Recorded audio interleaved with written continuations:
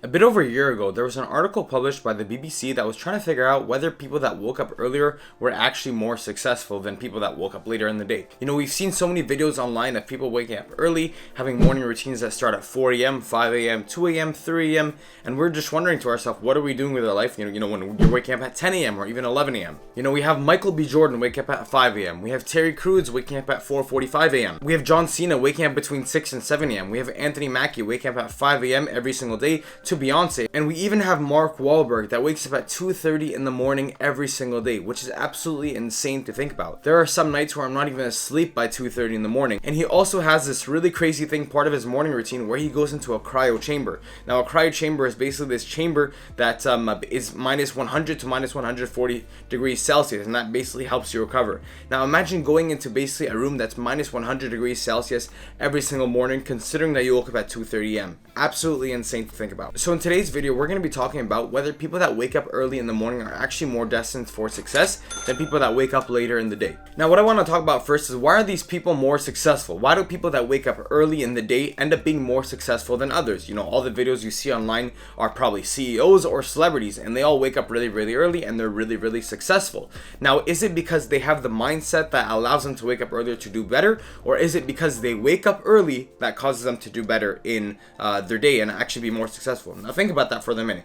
Is it the mindset that causes them to be better, or is it because they wake up early that causes them to be better and more successful? Now, in this video, we're also going to be talking about something called a chronotype. Now, a chronotype, according to Google, has the following definition. Chronotype is the natural inclination of your body to sleep at a certain time, or what most people understand as being an early bird versus a night owl. In addition to regulating sleep and wake times, chronotype has an influence on appetite, exercise, and core body temperature. So essentially what this definition means is that a chronotype is essentially your body's natural ability to sleep at a specific time. Some people might be naturally equipped to sleep at 11 p.m. every single night. So for some people that might be too early, and for others that might be too late. So if you sleep at 11 p.m. every single night, your chronotype would be that you sleep at 11 p.m. every single night.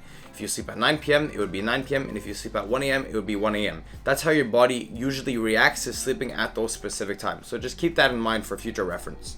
So a study conducted by the Harvard Business Review basically took 367 students, and they asked them a couple of questions that identify with kind of personality traits. So of these 367 students, a lot of them were morning people and a lot of them were also night owls. The questions were trying to figure out whether the university students were more proactive based on whether they slept in or if they woke up early. And they actually found that a higher percentage of people that woke up early in the morning identified with, planning out their life and having long-term goals, showing that they are more proactive than people that, are night owls. Some of the phrases that they asked the 367 students to identify with were, "I spend time identifying long-range goals for myself." So they would take this phrase and they would, say if this applies to them or if it doesn't apply to them. Another one was, "I feel in charge of making things happen." So this, again, does that apply to them or does it not? And they found that a higher percentage of students from these 367 students identified with these two phrases that actually woke up early in the morning. Now, the students that were night owls didn't identify as much with these phrases.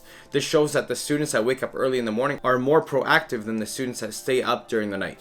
Now, based off of these studies and other studies, the Harvard Business Review was able to come up with this diagram. Now, this is what personality traits are correlated with each individual. So you'll see that the evening people are more likely to be creative, intelligent, extroverted, pessimistic, neurotic, and depressed. So this is kind of something to think about, is it because you're staying up late that you're more depressed, or is it something totally different? The feeling when you wake up really, really late and you feel guilty, or at least I feel guilty. Like when I wake up at like 11 a.m. or noon and, the day still hasn't started, I feel really, really guilty because I'm getting the day started super, super late. Now, on the left-hand side, we see the morning people. These people are more agreeable, optimistic, stable, proactive, conscientious, and satisfied with life.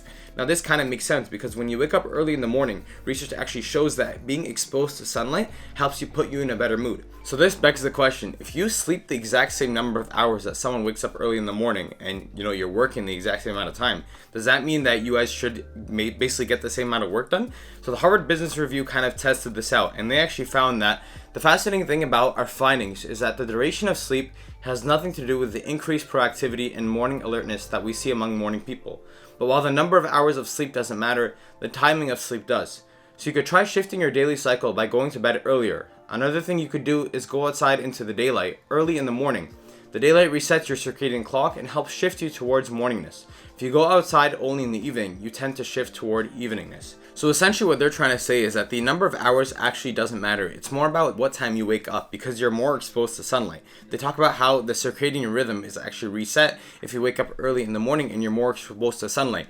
This is actually very correlated with being proactive, which we talked about in the beginning of the video with the 367 university students that associated more with phrases that had to do with their goals and long-term passions that they had. Now, the Harvard Business Review wanted to test out whether, your age is correlated with whether you're a night owl or you're a morning person. They wanted to figure out exactly whether it had to do with basically your age and the community that you surround yourself with.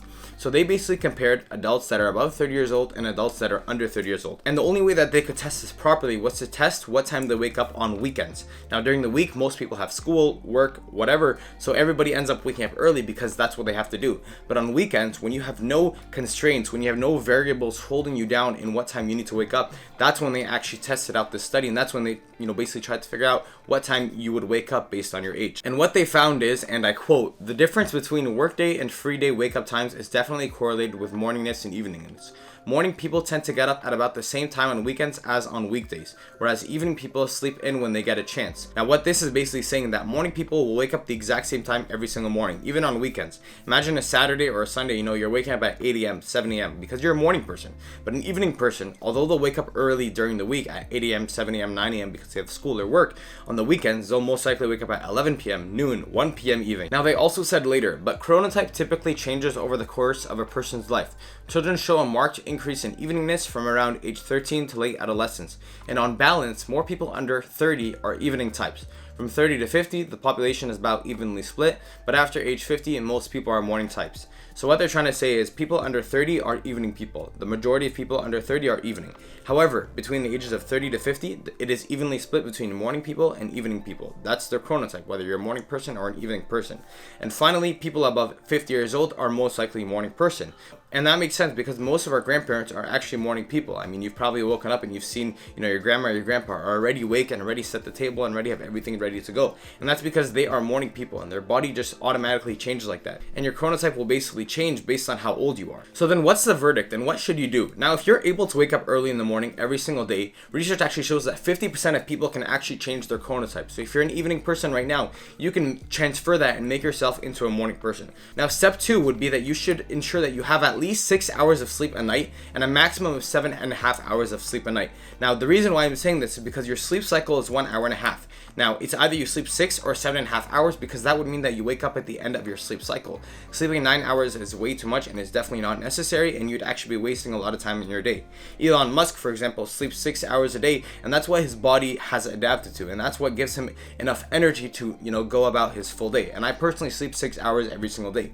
Now, I know a bunch of people that sleep 7.5 hours, but I would recommend to get at least 6 hours and a maximum of 7.5 hours of sleep a night, no matter what time you wake up. Now, if you could do that and orient it where you wake up early and you sleep 6 hours or 7.5 hours, then by all means, go ahead and do that. Now, that basically sums up the video. If you guys want to hear more about sleep and how sleep essentially works and how you can nap without waking up tired, check out my video linked above right here. But other than that, thank you guys so much for watching. Don't forget to subscribe and like this video and comment down below whether you're a morning person or whether you're a night owl / evening person. Thank you guys so much for watching. Take care and take it easy.